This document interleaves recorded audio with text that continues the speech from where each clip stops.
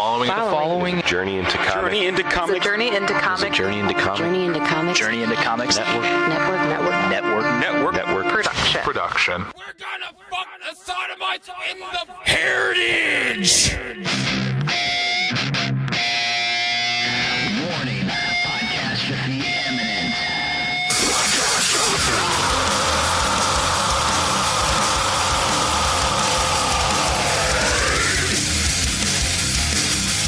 This is Podcastrophe with Nick and Tyler. And Matt coming at you with a fistful of heritage on a podcast where anything goes and there are no safe spaces.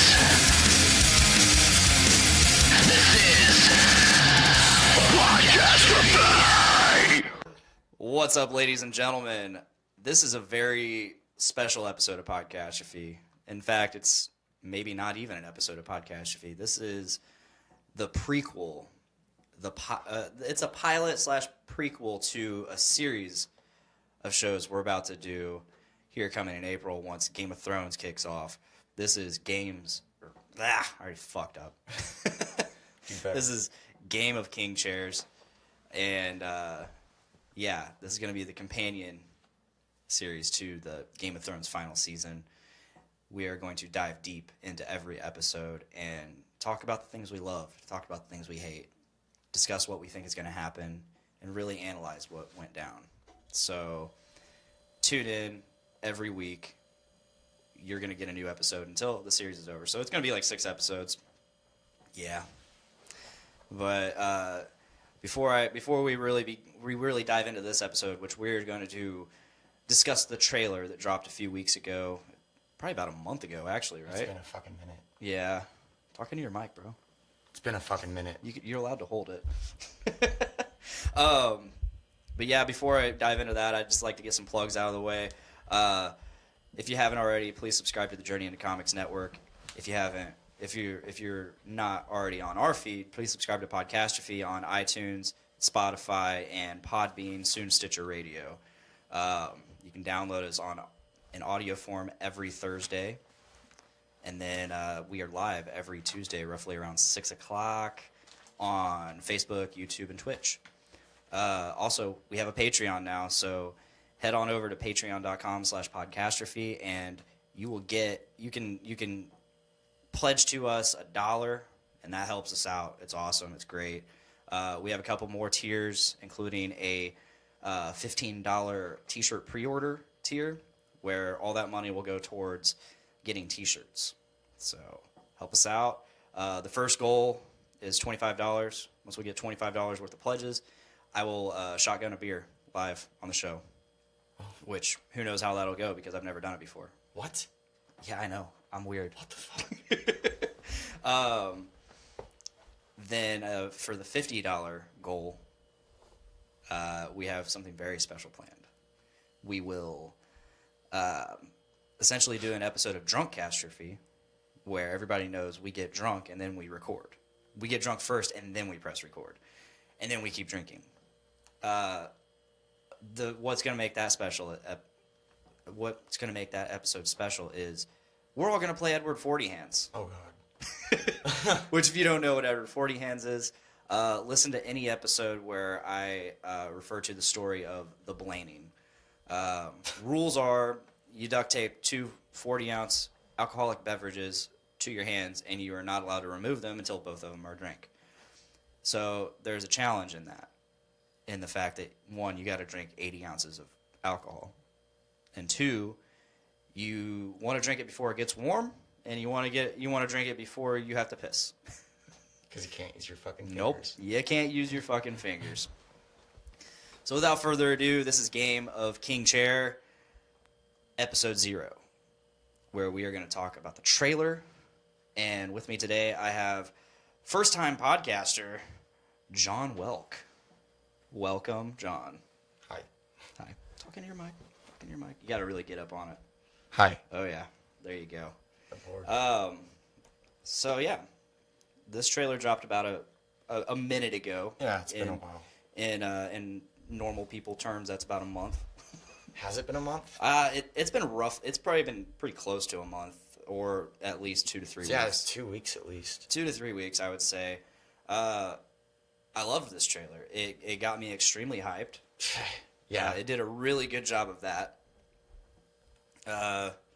It didn't show much in terms of the entirety of the series, which I'm actually kind of bummed because I found out that each episode isn't going to be 2 hours. It's going to be like hour 20, hour 30. Yeah, Jeremiah saw that it would be, each of them would be an hour except for 2. Mm-hmm. Excuse me, which would be longer. And that's not what we were led to believe. No, we were told every episode's going to be... Feature film length? Yeah. Yeah. Which, being only 6 episodes, that's what we want. Yeah. We want, if we're not getting as many, we want those episodes to be longer and cram-packed with content. So we're not getting that now. No. And that's kind of weird. Kind of sucks. It does. It does. I want more Game of Thrones. We all want more Game of Thrones. As much Game of Thrones as we possibly can get. And we're still a few years away from that prequel series. Yeah. If that's what it is. Yeah. I mean, I believe it is. I think so. From what I've read, it is. Do you remember what it was? I remember reading it was going to be over something. There were 3 major plot lines that were Yeah. likely, and between them, it wasn't revealed. As far as I know, they were making pilots for all 3, but that could be wrong. I think they did confirm that it wasn't going to be Robert's Rebellion. Yeah, because all the information you need for Robert's Rebellion has already been presented in this story. There's no need for a Robert's Rebellion, but there's a lot of other stories that have been talked about on a surface level. I would love to see Aegon's Conquest. Oh my God. Yes. Any of that stuff. You could also go farther beyond that, where there's no source material. Yeah, like the Yeti or the kingdoms of, I'm going to mispronounce this, Sorthoios, the southern island, the one with the jungles, the thick jungles, and the abandoned cities. I don't know anything about it because I never read that. You've that book. got one of these. I have it, and I skimmed through it, the parts that I really wanted to read, but I never got around to actually sitting and reading the whole thing. And I'm referring to the World of Ice and Fire, which is this amazing, compendium thing. High school history book. Like, it might as well be taught in high school. It should be taught in high school. It should be taught in high school, exactly. It's beautiful. Like right from the case, the cover. It's a hardback book with this really awesome feeling cover. Yeah. And I saw that. I think I got mine for like $25 on Amazon when it first came out. Yeah. They were doing like a Black Friday or Christmas deal on it. And, I was living with Nick Maxon at the time, and his girlfriend's like, "Hey, look what I got, Nick." And she showed me the email, and I'm like, "Oh my God, I was thinking about getting that the other day." She's like, "It's only $25 on Amazon." I'm like, "Done, ordered." So, yeah, I got it. Do you have a copy of the Targaryen history book? Blood and Fire? Yeah. Yeah, it's upstairs. I'd like to see it after this. Okay.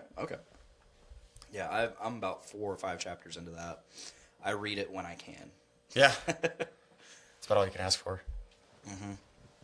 Which I have a couple other books I really need to read before I dive back into that. Like my buddy Jeremy, he's an author now, and he's got 2 books out, sold on Amazon. Shadow of Eternity is the first book, which is the one I'm trying to work on. Cool thing about Jeremy and I, we used to do Star Wars roleplay together on a message board. Oh, God. Yeah, it's fun. And I guess in his second book, he dedicated a couple characters to my wife and I. They're our likenesses to them, and he told us about it. So I guess I have to read the book. Yeah, sort of obligated now. I have to read it and see what kind of shit he talked. Essentially, Jeremy's a good dude. He's an excellent, amazing writer. Just from like the prologue that I read and all the experiences I have with writing with him, composing all this Star Wars fan fiction together. God, it was really fun. Is it any good? I wouldn't say mine was.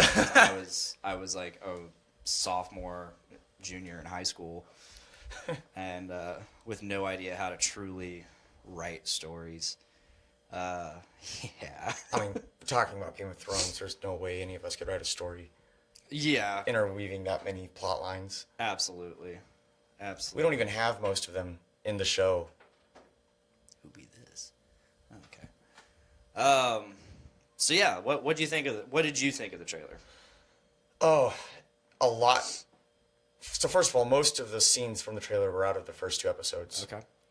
Which was supposed to be like 4 hours worth of material, but apparently not.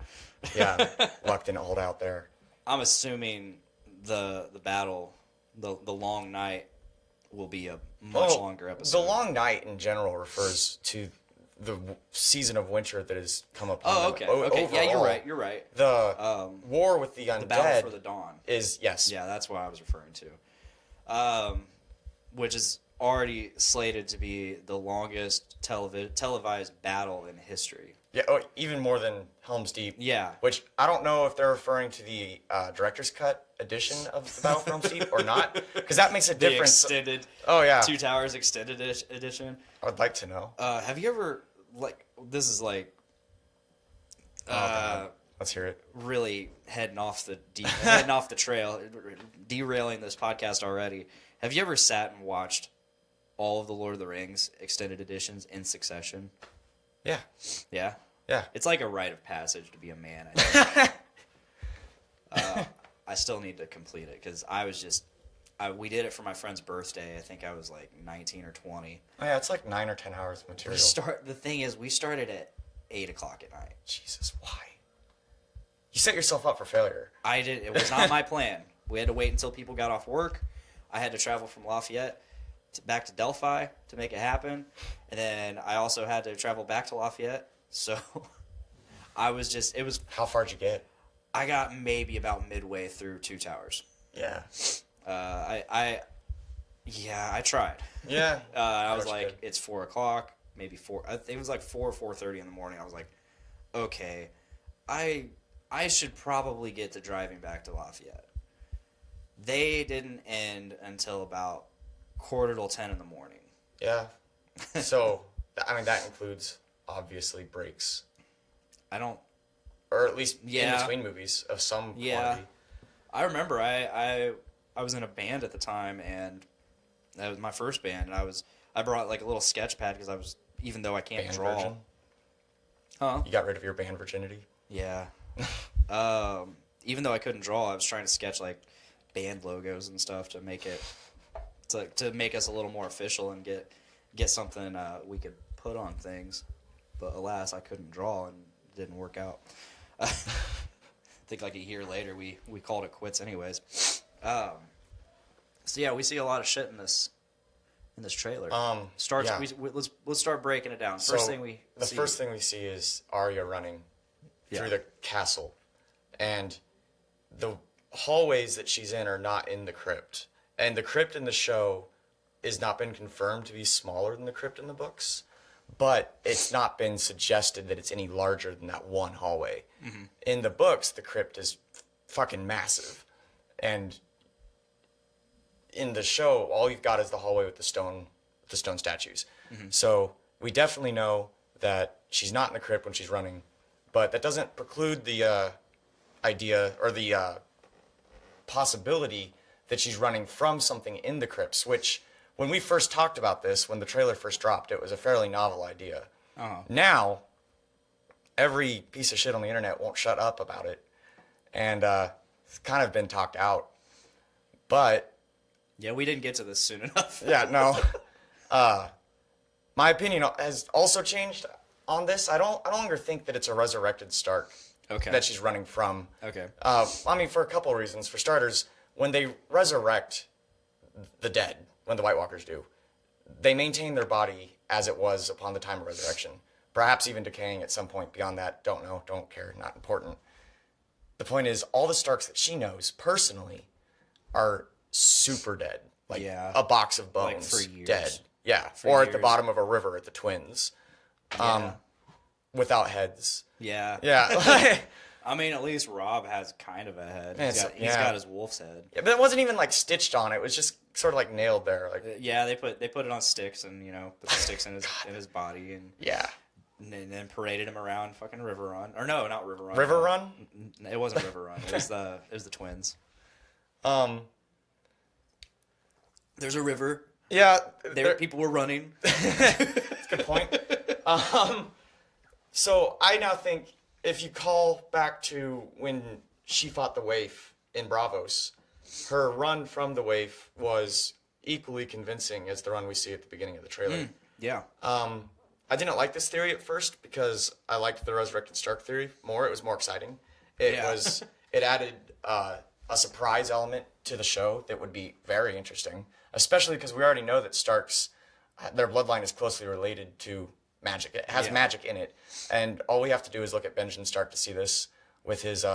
Was he riding a moose in the show, or was it just a horse? It was just a horse. God, that sucks. It's just an undead horse. Should have been a moose. He was partially dead. He was pseudo dead. Quasi dead. Quasi dead. Diet dead. Diet dead. Dead 0. Low carb dead. But that is a lot to add on in the final season, just brand new, because we don't even have a Lady Stoneheart in the show. So, which I know nothing about Lady Stoneheart is awesome, and at times you're like, oh god, harsh. They also kind of, going back to Benjen, they kind of combined characters there, because they, from what I understand, Cold Hands was a completely different. Well, that was Cold Hands. Cold Hands is Benjen. Okay. Benjen is Cold Hands. I haven't read the source material. I haven't read the books. So I was always told that they were two different characters in the books. They're two different characters in the sense that one is dead. Okay. I think. See that. I mean, unless I'm completely mistaken. I was told that they are just two completely different characters. You have a computer? Google it. We're busy. We're talking. I don't like to do that much on the show unless other people are talking. So because I have to take my focus away. So. Yeah, it's weird because if you're a fan of the show and you are like really into the characters and what their personality traits and all that, you see Arya at the very beginning of this just paralyzed in fear. Well, running. Actually, the opposite. Yes. Running. Well, at the beginning, she's stationary. Was she? Yeah. The very right. First Yes. thing, Right. you just see her face, and she has fear written all over her face. Which you brought up the good point that it could all be an act, like just like when she was running before in Bravos. But that's not a characteristic of her. She is not a child. A fearful person? She's not a fearful person anymore. I would agree completely. However, I would say that being a very good and convincing actor is one of the prerequisites at an absolute minimum of being even among the worst of the faceless men. Jeremiah's watching. Oh. We see you, Jeremiah. I see you in there. He says pasta, Lego, mucho chacho taco. Is that his attempt at Spanish? Yeah. It's more than I can say. Shout out for Jeremiah. Yeah. So, what could she be running from? Oh, I mean, a million things. So let's say, all right, the Army of the Dead and the White Walkers both respond to obsidian and Valyrian steel, and at least the dead respond to fire.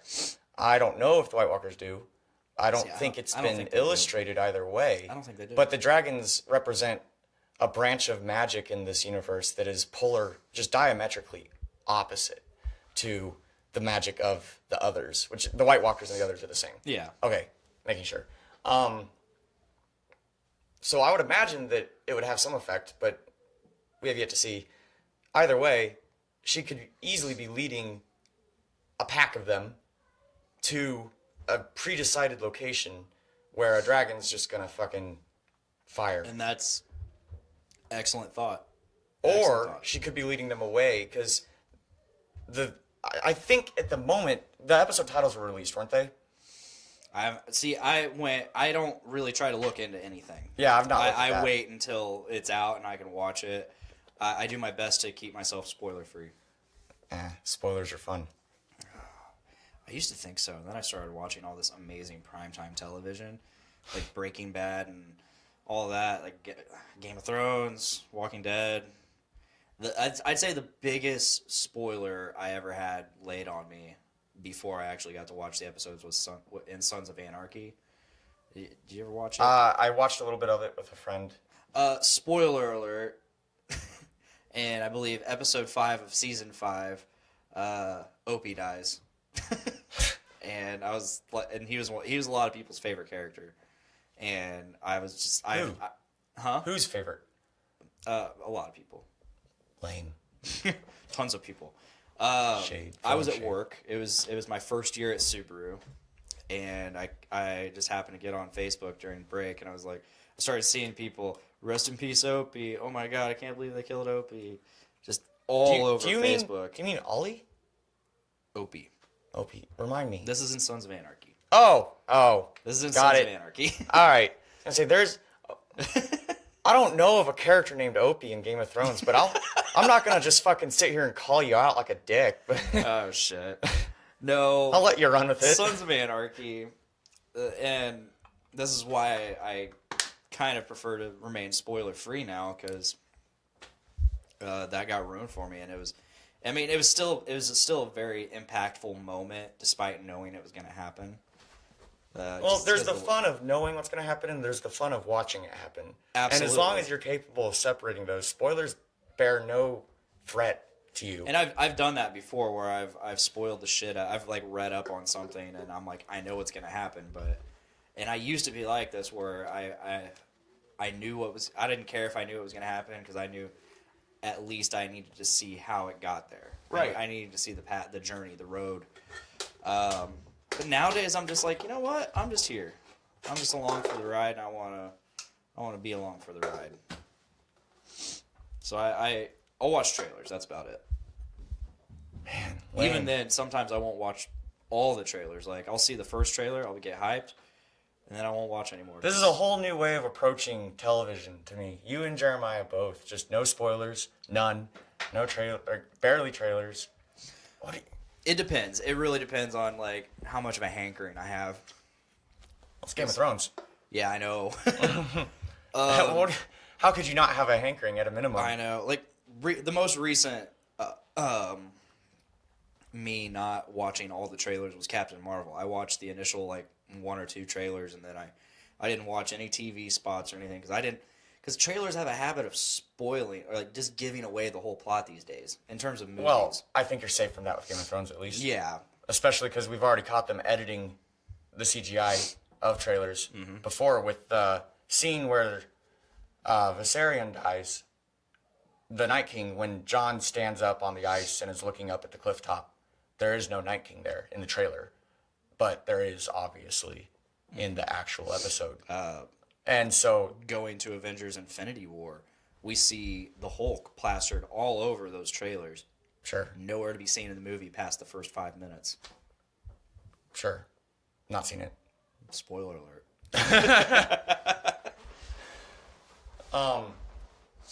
The going theory at the moment is that when we see the dragons flying through the ice canyons, Jon and Daenerys are riding them. Yeah.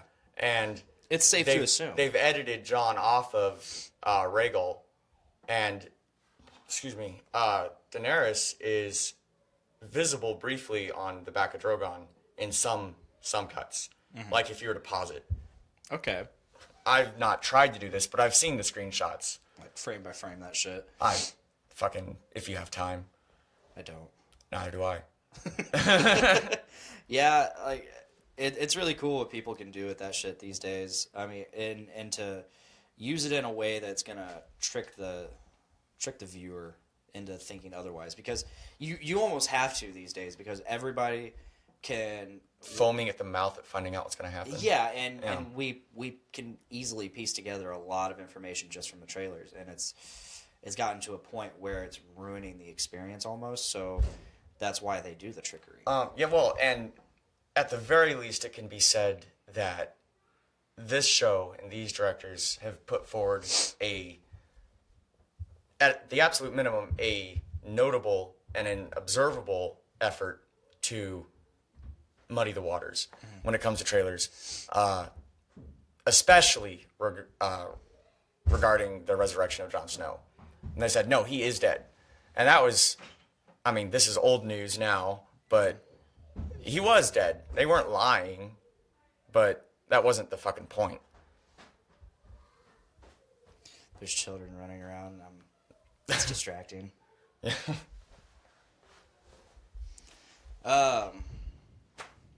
So what was next? What came after the running? Yeah, we see a lot of really cool shit. We see basically the entrance of Daenerys' army, the Targaryen. Oh yeah. And Snow army. God. Coming in. We see the Westerosi All-Star team briefly. What's left of it. Oh, yeah. Tormund's alive. Tormund's alive. That's at awesome. least for the first episode.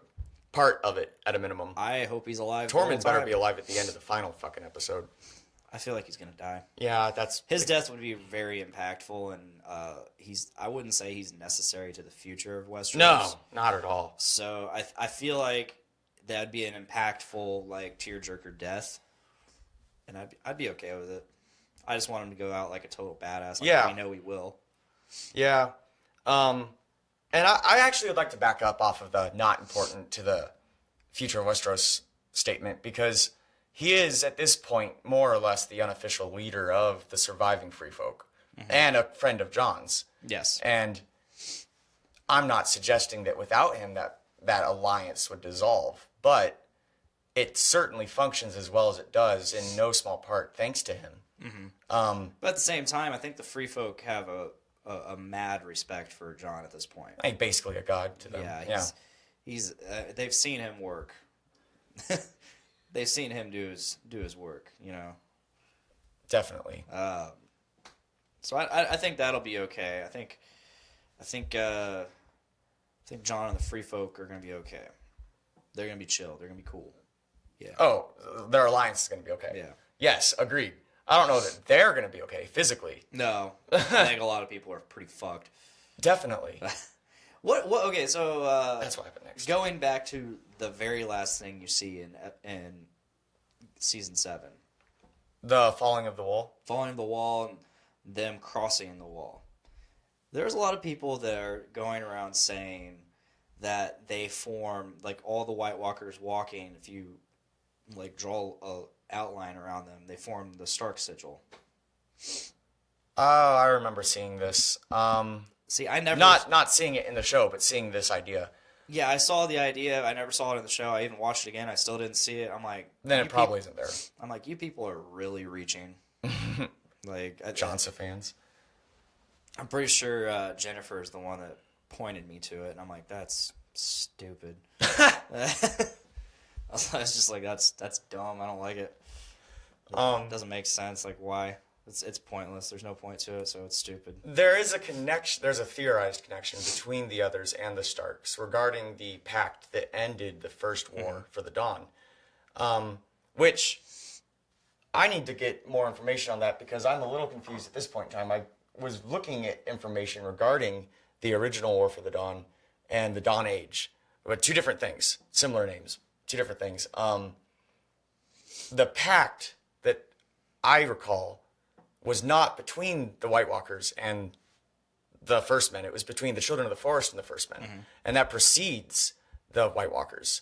Now, there may be another pact between the White Walkers and the survivors of the War for the Dawn, but I didn't get to it. How do you make a pact with that? Like, I fuck if I know. Like, how do you come to an agreement with that? Like, I mean, on both sides, like, one side's supremely fucked. Yeah. And the White Walkers, like, from the White Walker perspective, how do you make a pact with something that you could just easily dominate? Well, in the days of the First Long Night and the Dawn Age and the Age of Heroes, it wasn't necessarily so easy. They weren't nearly as organized. The political structures and kingdoms were not only not as advanced, but furthermore, it's just a patchwork of tiny states, quibbling kingdoms more than 7 large centralized kingdoms. But the thing I'm focusing on right now is that in the there was excavations of giant tombs performed in the far north. I don't know if it was beyond the wall or not. I would assume so. And they found obsidian weapons in them. And they found, so the giants, as we know, are not terribly advanced. They're not savages. They might be savages. But if they know... I kind of see them just a step above what they were in Skyrim. God, that was brutal. I mean, they're probably... I mean, I don't know. I don't know. Did you not love 1-1? 1-1 was awesome. I thought his death was pretty cheesy in the way it happened. Oh. Like, just, yeah. Sitting there, and then, That crossbow bolt arrow through the eye. fucking tearing out that bit of his hand there. Yeah. That looked like it was fun. Yeah. I mean, his death, like, if he would have just succumbed from his wounds, but no, he got a fucking giant arrow through the eye. Yeah. And I didn't like that. I was like, that's too... Fucking Ramsey. That was a very satisfying end to an episode. Oh my god. Not to sit and gush about They're episodes loyal past. beasts. Fuck you. You said it yourself. They're hungry. Yeah. You haven't fed them for weeks. That was a very insanely satisfying moment as a viewer, and as if you were Sansa. If you're Sansa, you're understatement. Oh yeah, like that was a big moment for her because she took back her power. Definitely. Although I was expecting her to be haunted more than she is. Yes and no. I was also expecting her to be pregnant by him. Oh, that would have sucked. Because then she's always gonna. Because he kind of even alluded to it. Is that the kind of baby that you just sort of leave outside in winter? Oh man. He kind of alluded to it. He's like, you will always have a piece of me, or something like. He said. You're something. right. Yeah. He did say something along those lines, but what a fucking creep. I feel like by now we would know she's pregnant. So. You think so? I just don't think it's not a thing. Speaking of pregnancies, let's get back on topic. I think Cersei's pregnancy is Sham? No, I don't know that it was a sham necessarily. Do you think it's the mountains? Oh God. What would that even look like? Giving birth to an undead baby. Holy shit. Just thought I'd throw it out there. I don't know. What a sick mind. Yeah. I think that she miscarried because she's not drinking wine. It's fucking Cersei. She always drinks wine. Yeah. It's like her fucking go-to. And she is drinking wine in the trailer. And remember that most of the trailer comes from the first 2 episodes. Not necessarily all of it. Maybe she just doesn't give a fuck. Well, could be that. Fetal alcohol Definitely syndrome. could be that. The good thing about what? Fetal alcohol Yeah, syndrome. I heard you. The thing I really love about this trailer, and indeed all of Game of Thrones, is that there's always left just enough room for you to reason yourself out of thinking what is actually the case. There's just enough room for doubt, which allows you to enjoy the film much more, or the series. And that's, in this case, that's it right there. If you look at the plot lines and if you just put all the circumstances of each in a bullet point list, doesn't drink alcohol, specifically mentions that she won't drink alcohol because she's pregnant, and is abstaining alcohol not just when she's around Tyrion, but after that entire party is gone, around Jaime and everyone else not drinking. So the pregnancy definitely seems legit. Either that, or she's trying to hide it from everyone, which means that she's actually completely gone off the deep end even more than we thought, which would be impressive because at this point we're pretty certain that she's 100% detached from reality. Oh shit, we've had comments this whole time. Any good ones? Got Jennifer doing a face palm right from the get-go. Brandon said rag thief. Who dat? John the Unabridged. You need Tyler to do Cheritage instead of the King Chair intro. Someone mentions Baxter. Jeremiah's got a wink. Must be for We just got a bunch of people. Chacho. My friend Josh Curry from the UK gives an angry react. To what? I don't know. I just see there's an angry react and it's by him. He must be a John. I don't know what we did. It's probably my mentioning of Cersei, the love child of Cersei on the Mountain. Although I want to know if maybe the Mountain and that one chick that he was raping. Oh. That Cersei made her. Yeah. Whew. I wonder if there's a love child there. No, she's dead as fuck. Maybe he maybe he sired a child. And had Qyburn undead her too. Maybe. Now he's got a partner. Are you writing another fanfic right now? Maybe I'm writing some fanfic right now. My mind's allowed to wander. Well, I don't even know where the fuck I was. I don't either. That's the fun of it. That is the fun of it. What were we For talking for those watching, feel free to keep commenting. Ask us questions. Ask us what we think. You know, we're here. What came next in the trailer? So we see Euron in his ships hauling the Golden Company, and we see the leader of the Golden Company very clearly holding a sword at the helm of a ship. Then next is, everything that you've done, I don't remember the exact words, has led you to this point. And that is said over film of Bran talking to Tarly, but they don't have to actually be connected. No, that they've proven time and time again that they can put audio over anything. Yeah. And it makes sense. I mean, that's one of the simplest tricks, I would imagine. Although, like, I'm going to break the wheel speech, that was pretty solid in the trailer. And pretty solid in the episode as well. Season 6? The break the wheel speech, I think, is so widely open to interpretation that people have taken it and run with it to absurd lengths. Like the introduction of democracy, not an electoral monarchy, which existed in real history. There's precedent for it. Mm-hmm. So the imperial diets of the Holy Roman Empire, where you would vote as to who would be the emperor. But that is the greatest extent that I could see democracy being introduced. And I don't even see that, to be honest. What I see is break the wheel being basically coming in and removing this filth that has polluted the system of government, which is the lords and the royal bloodline. And just the Cersei Lannisters, the Gregor Gaines of the world, evicted. Yeah. It'd be nice. And then Targaryen restoration under an absolute centralized monarchy with the reduction of the power of the lords, basically moving from a feudalistic monarchy to a more absolute monarchy. I don't seem to have many people on my side with that opinion. Lots of people are in favor of the introduction of 19th century political philosophies instead, which is kind of fucking ridiculous. But hate all you want. I think that's what's going to happen. My wife comments and asks, according to the meme from the other day, do you think Theon will get his dick back? Oh, definitely.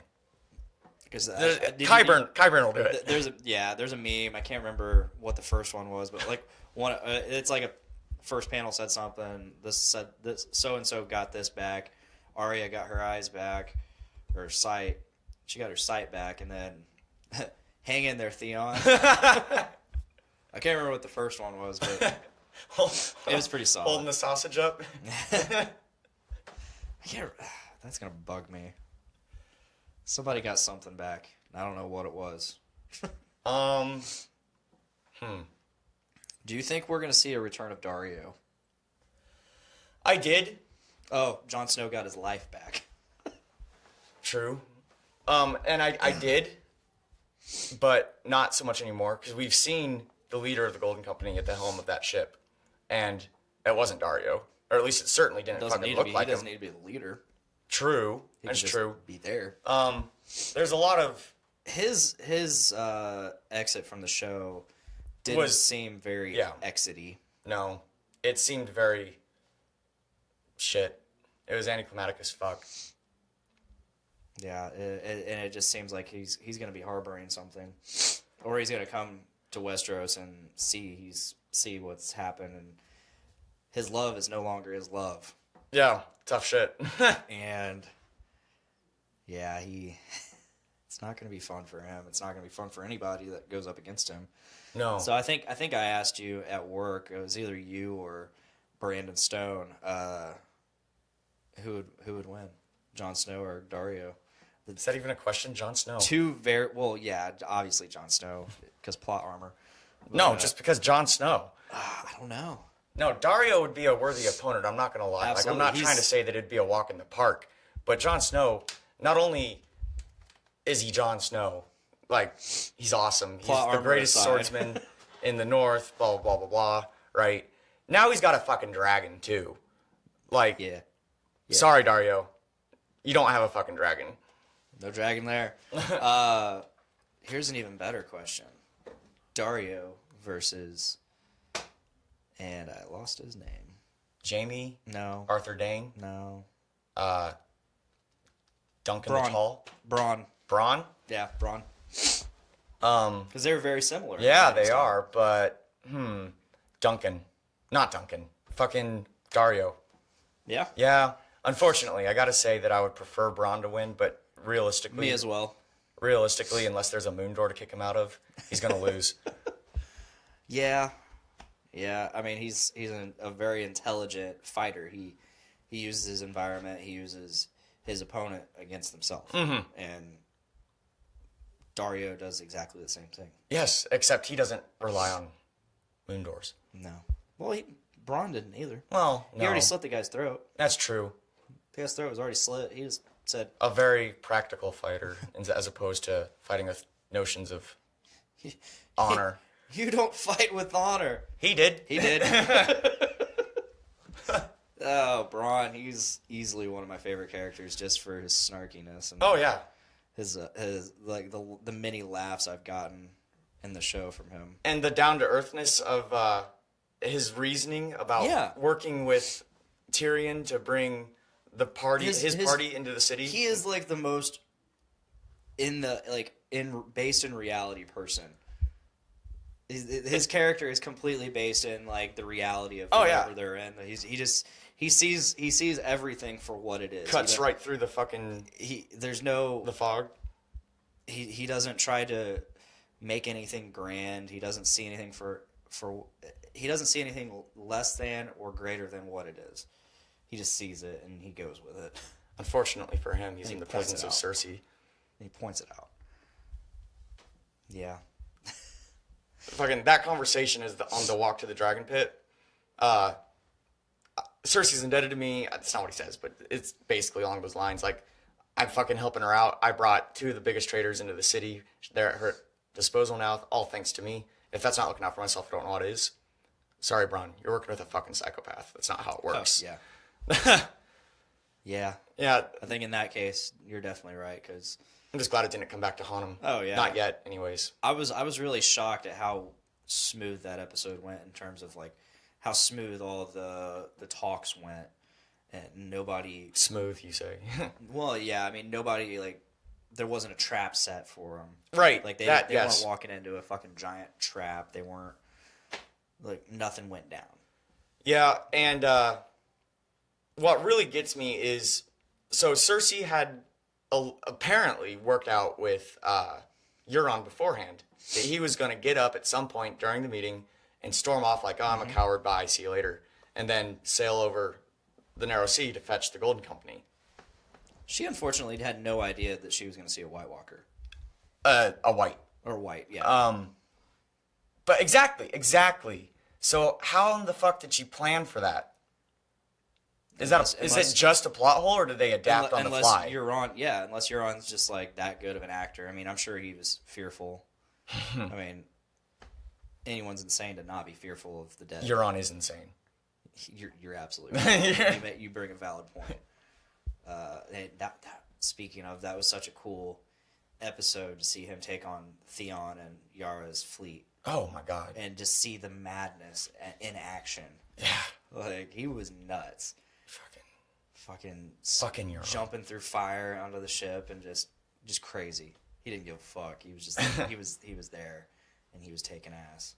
Oh yeah, taking ass. Oh, I'm gonna grab a beer. So speaking of, I have this King in the North barrel-aged imperial stout. The King in the North. The King in the North. North. There's a couple different North. Yes. There's a couple different of those. I know there's Where'd you a get this? Targaryen one. I just got it at a liquor store. It was the last one. Just here in town? Yeah. I don't know if they still make it. Fuck. It's pretty good. I had it back in December. Another bottle. Do they have any that isn't stout? I don't know. Like, it's okay, but... Just gonna grab one of my regular beers. This is anti-hero. You can get it anywhere. Oh no. The next scene in the trailer is not the fucking Invincibles. What the hell are they called? The Invincibles. The Untouchables. No. The Untouchables? The Untouchables. That's even worse. At least it's got Sean Connery in it. Oh. The Unsullied. Yes. Marching through. Yeah, and that's cool. Well, look at the first episode of season 1, and that's the only other time that I can recall, anyways, seeing that exact road at that exact location, with the King's retinue coming through. Just parallels, definitely come in full circle, except this time instead of if that's not foreshadowing as to the King and the Queen coming to Winterfell, I don't know what would be. It could be a red herring, but a lot of cool visuals in this trailer. Oh, definitely. And they're all hype visuals. Oh, yeah, definitely. Like, obviously, it's a trailer, but like I hate sort of its job. I hate continuously saying the obvious, but like you almost can't help it because you're so hyped and so happy this trailer exists. And oh my god, it's so great. And there's the visual of Jon Snow and Daenerys walking towards the dragons, and you just know that Jon Snow knows at the point. I'm fairly certain at that point Jon Snow knows who he is. At that point, definitely. The question is whether or not Daenerys and Jon both are aware at the time of the scene in the crypt when she comes up to comfort him in front of the statue in the crypt. He could just be at Ned's statue saying his respects, but that would suck compared to what it could be, which would be at Lyanna's statue. Like, this is my mother. I finally know who she is, right? And I had seen someone had looked at they brightened the trailer and they looked at what's across the hall from where he is, and it would seem that he is at Lyanna's statue, but once again, that's someone brightened the trailer and tampered with it at least to that extent. Okay. So take that with a grain of salt, definitely, but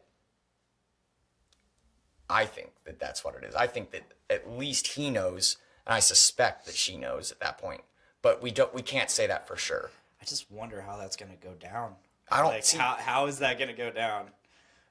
She's going to be relieved. She's not going to be upset. Well, there's that, but I wonder how it's actually going to happen. Like how Bran is going to. I mean, knowing Bran is going to be like robotic. Yeah, it's going to be robotic. He has like no tact whatsoever. He's just going to be like, "Hey, bro." He's not even that. Like that's still too emotionful. Like he's just like, John, you were beautiful that night. Holy fuck! You were beautiful that night. Oh, all right, creep. What night? Hopefully not in the cave. No, on the boat. No, hopefully not in the cave. Hopefully not in the square down by the wall. Stabbed to death. Both. Et tu, Ollie. John's always beautiful. They say it every time he's with a free folk. Yeah. You and your beautiful cock. That trick with your tongue. It's all cocks in the end. Guess it really is all cocks in the end. We quoted that a lot the last time we seriously talked about Game of Thrones on here, which was the second episode of this show. Hard to believe it's been over of the season of last season. No. Of this show of Podcastrophe. Yeah. Episode 2 was where we actually got the name of this upcoming series. Game of King Chair is the Game of King Chair season 7 review. Game of King Chairs. We broke down the whole season. How long did you spend on that? Oh, it was about 2.5 hours. At least. We had Brandon Stone, we had Nick Maxon, and myself, and it was a good old time. We sat in my living room at my old house, and it was a good time. We went down several rabbit holes of we were trying to review season 7 and ended up reviewing like the entire series. Yeah. It was really cool. It's hard not to. Yeah, that was the second episode we ever did of this show, and the whole game of King Chair thing. It's harkening back to an episode of Journey into Comics where they were talking about Game of Thrones, and Brandon, for whatever reason, just couldn't think of the name of a throne. Like the word throne, the word was lost to him. So he's like, the chair, the chair, the chair that the king sits in, the king chair. It's like King Chair. Game of King Chair. Game of King Chair. God. Yep. That's all I can think about right now is what the fuck the Aztecs called their throne, and that's not relevant, and I'm trying to just fucking put it out of my mind. it's okay. It's the Ikipali. Ikipali? Yeah. Don't ask me why I know that. Ikipali. Ikipali. Ikipali. That may be a mispronunciation, but I know how to spell it. Glad you know how to spell things. Fucking classical Nahuatl's not easy. Alright, so then we have Gendry and Arya in not the square, the courtyard. Okay. And then, that's very brief. We see him at the forge. Then we see Jorah, Missandei, Sunday? and Grey Worm. Don't know where they are, though. It looks like the courtyard, but I doubt that they could fit the entire Unsullied part of her army in the courtyard in formation. And even if they could, it's not like it would be smart to do so because you could not bring it all to bear. The undead are going to come through a breach in the wall, wherever that may be. Probably the gate, but wherever. They have a dragon. Could be anything. Oh, man. How they're going to reintroduce that dragon, I don't know. I feel like we're not going to see the dragon right away. Oh, no, it's going to... Well, it better. I hope it doesn't suck. I keep getting reminded at work that at this point, George R. R. Martin has the least amount of interaction and control over exactly the details of how it's going down compared to at any other point in this series. But I think Benioff and Weiss, they both have a pretty good handle on how to do this.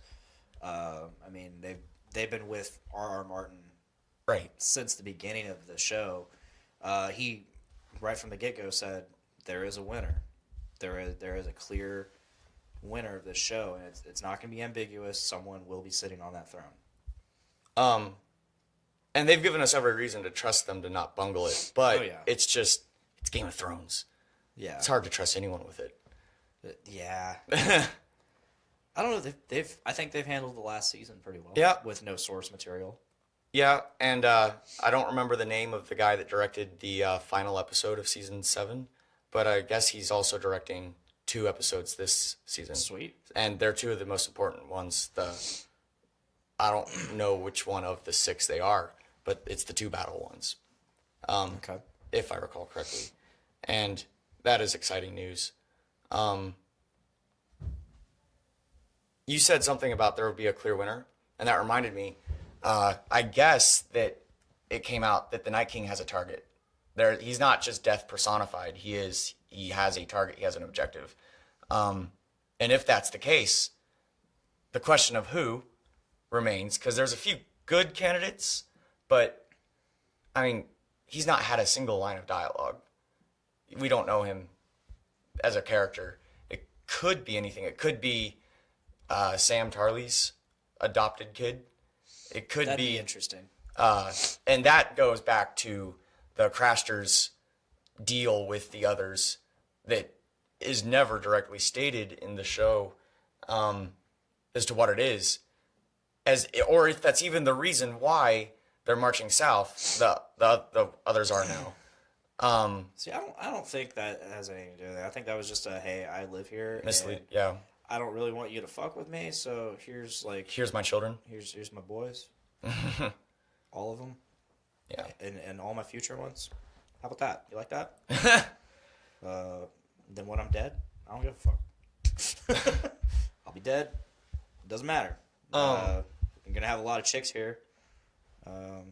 So do what you want, I guess. I can't do nothing about them. I mean, it could be. It doesn't make any sense that it would be Daenerys or Jon, or at least not Daenerys, because there have been Targaryens not the entire time, but there have been Targaryens for the last 300 years or so, and they've not come south yet. Mm-hmm. So why would they now? The only reason would be, for Daenerys anyways, dragons. The only reason for Jon would be being resurrected.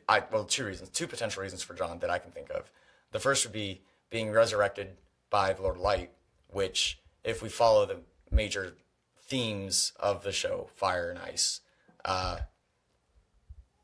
obviously the Night King is ice, in this case, in this context, and the Lord of Light would be the opposite, enemies.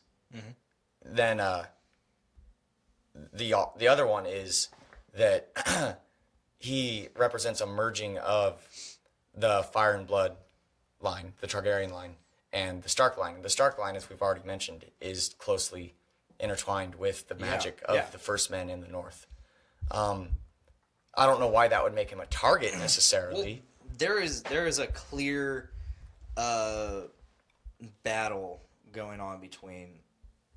I mean, obviously, but there's a clear battle going on between Jon Snow and the Night King. Oh, yeah. There has been several face-offs where they're just staring each other down. They clearly have some kind of nemesis thing going on with each other. And that if the Night King was just I'm just going to consume everybody, why is he so he has a fixation on Jon Snow? I would say it's the opposite. I would say Jon Snow has a fixation on him. I mean, definitely, absolutely, but Night King definitely sees him. He sees him. He's witnessing. Oh, absolutely. No argument there.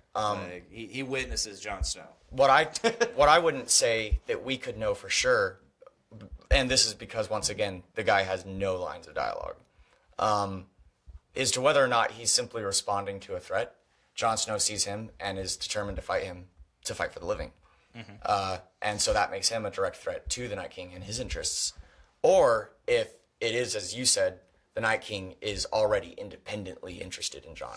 Because it could be... I think he is.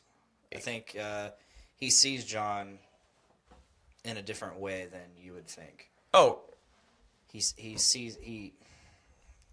Oh, definitely possible because of the whole Cold Hands thing. Another undead that's not under his control. Could be it.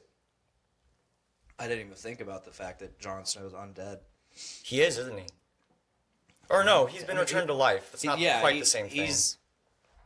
That's an interesting perspective. I never thought of that because he has been dead. Yeah. And he saw nothing.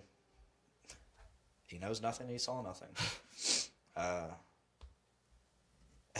At 2, Ollie. Bruh. Fuck Ollie. Yeah, fuck that kid. Killed Ygritte. Killed Jon Snow. Fuck him. Fucking Ollie. Glad he hung. Oh, yeah. And I'm appreciative of the lingering camera. Yeah. There's been some harsh moments throughout the series. I know the internet raged over the Sansa getting raped. Well, I mean, a rape scene is never easy. It's never easy, but it's not like you didn't see much because the episode ended. Right. Thank God. Yeah, I was honestly shocked that they ended it there because knowing TV these days and knowing just Game of Thrones. Game of Thrones is just ruthless. Yeah. But people raged over that, and it's it's not a super rape scene. She wed him and she was just doing her wifely duty, but it's still rape, obviously. And I'm not trying to defend it whatsoever. But it's just she kind of willingly accepted it because she had to, So under duress. Yeah, it was thereby revoking consent. Yeah, it's still rape regardless.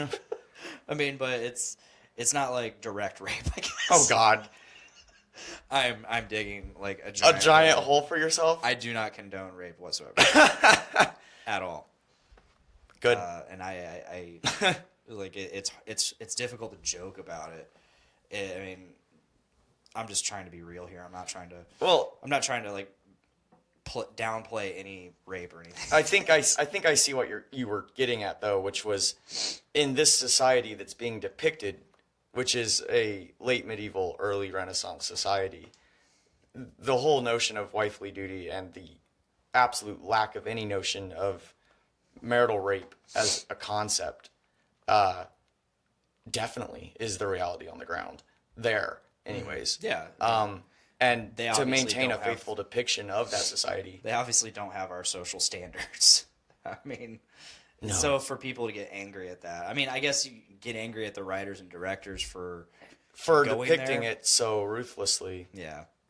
But at the same time, all things considered, with a sensitive subject such as this, they did a good job of doing it without inflicting unnecessary pain on the viewer. I'm trying to think of the other. Oh, the Stannis' daughter burning. Jesus. That was rough. Yeah. That was rough. God damn. That little carving that Sir Davos gave her, finding... There's a lot of tearjerker moments throughout the series, and like I'll admit it. Like, I mean, I've never cried. Yeah, over like it, when but- ice was melted down. Yeah, I guess. No, I mean, I've always been pretty in touch with my emotions and all that. I mean, obviously, like I said, I didn't cry over anything, but there was a lot of like moments throughout the series that really hit me, and I'm just like, oh, like Viserion, Death of Viserion, like that hit me. I mean, this show has done such a good job with that. Yeah, they really know. I think they really know how to hit you in the feels in just the right ways. And not just that, but also like just the whole range of emotions. Oh, yeah. Like the Battle of the Bastards, that entire fucking episode was so tense. Chaos. God.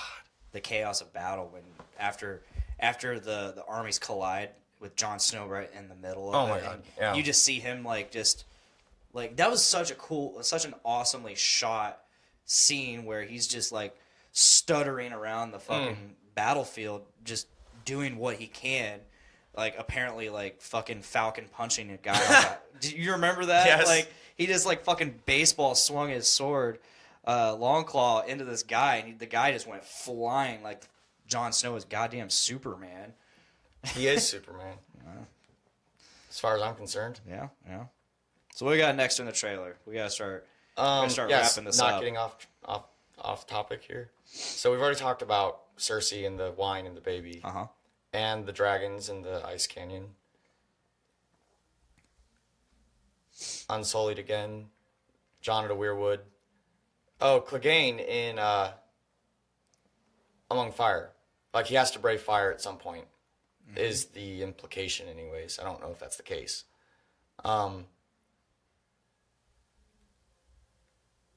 That's them walking up to the dragons.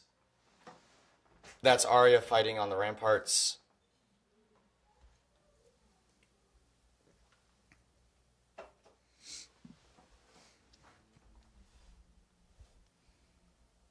And that is Man Bear Pig showing up at the end. Man Bear Pig is super real and Super I am cereal. super cereal. Oh goddamn! You guys don't And sound then he became cereal real. at all. And then he became real. Yeah. Oh god. And That was an Imagination- amazing episode of South Park. Imagination Wrong Land. show. Wrong show. Wrong show. Well, I mean, we could still talk about the Game of Thrones episodes of South Park, which Floppy were wieners. fucking fantastic episodes of South Park. Like that was some good stuff. But no, we won't talk about that. So there you have it, guys. We broke down the trailer. We talked about a lot Did of we? other stuff. We didn't dive into it as much as I wanted to, but we're starting to run a little long. The wife needs to go to bed, so I need to go. Do you dictate her bedtime? No, she's got to work at 4 a.m. So Oh. I'd say that's sucks. solid reason. Yeah, that's a very solid good reason. So happy we don't work tomorrow. Me too. It's gonna be nice. We don't have any more Saturdays. I don't even know what a to month. do with this time. I can do a lot with this time. I know what I should be doing, but I say I can do a lot, but I know I won't. no. That's That's what I was saying. It's a handy technique I have of doing only 30% at all times. Well, thank you, John, so much for joining. Yeah. I'm sure you'll be on one of the 6 episodes. Just upcoming. one? I'm hurt. Possibly more. Who knows? Or we're gonna have a revolving cast for the Game of King Chair show, and it'll be fun. I'm very excited to do it. I'm very excited to have it amongst my episodes of podcasts, which is nearing 100 in terms of the main show. I've done over. I think we're on episode. This upcoming week will be episode 82, and I've done 87 episodes worth of material. Is it every week? Yep. What, have you skipped any weeks? In the very beginning, I did. I think like the first month or two, I did bi-weekly, and then I was like, and I just amassed so much. I amassed so much backlog in between episodes that like I didn't want to. I got like 3 or 4 episodes recorded, and I was like, well, I don't have to record for a month. So I was like, shit, I shouldn't do that. So I might as well just make this weekly. And then, so about 2 years then? Yeah. Going on 2 years. It'll be 2 years this August. Still a ways away. Yeah, a little bit. Year and a half. We're a year and a half. Inching ever closer to that fabled episode 100 that many podcasts don't reach. Many podcasts don't even reach episode 10. And I knocked that out of the fucking park. Well, congratulations. Thank you. It only took about 20 episodes to get a co-host, and my co-host Tyler, and then another, I think it was like around 65, 64 that we got a second co-host, Matt. And then now we have separate like sub shows like Happy Fun Metal Time with Nick and Dick, and then this Game of King Chair coming up. So keep an eye out. This will be coming, and it'll be a lot of fun. I don't know if we're going to live stream it. I don't know if we're going to live stream that show. I think we're just going to only do audio. You know it'd be fun? Up in the air. Live streaming it during the fucking episode so that we could react. Oh, God. I don't want to do that. No, I don't know that it's a good idea, but it'd be fun. Yeah, I can see copyright claims. Oh, well, I mean, I wouldn't say that we would stream their audio. Oh, yeah. Not on purpose, anyways. All right, so I guess we'll cut it. Thank you so much, John. Yeah. It's been a good time. It's been good talking some Game of Thrones with somebody. Thanks for inviting me. This was a lot more fun. Oh, yeah. I don't know what I had imagined, but I had not imagined it'd be. Yeah. This is fun. Got to chill with Baxter, my cat. He's just been A little bit. He kind of gave up. He's kind of just laying there. A little salty. I didn't give him attention at first. He kind of died. Fuck this. All right, guys. If that is all, please go ahead and subscribe to the Journey into Comics Network. Subscribe to Podcastrophe on its own feed.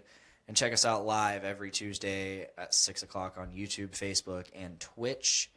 And be sure to pledge to us on Patreon. Give us some money. We like money. And you get some stuff in return. And we'll love you for it, of course. So if that is all, thank you for listening and thank you for watching. And please make every day a big dick day. Bye, guys.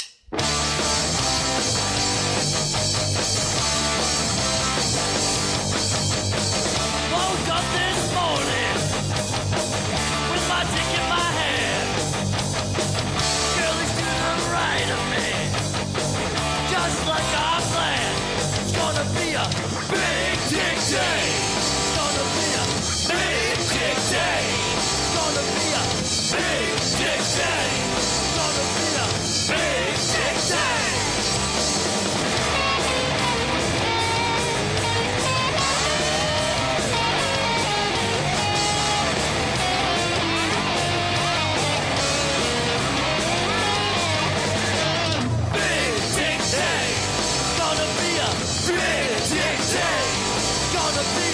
Big dick day. Gonna be a big dick day.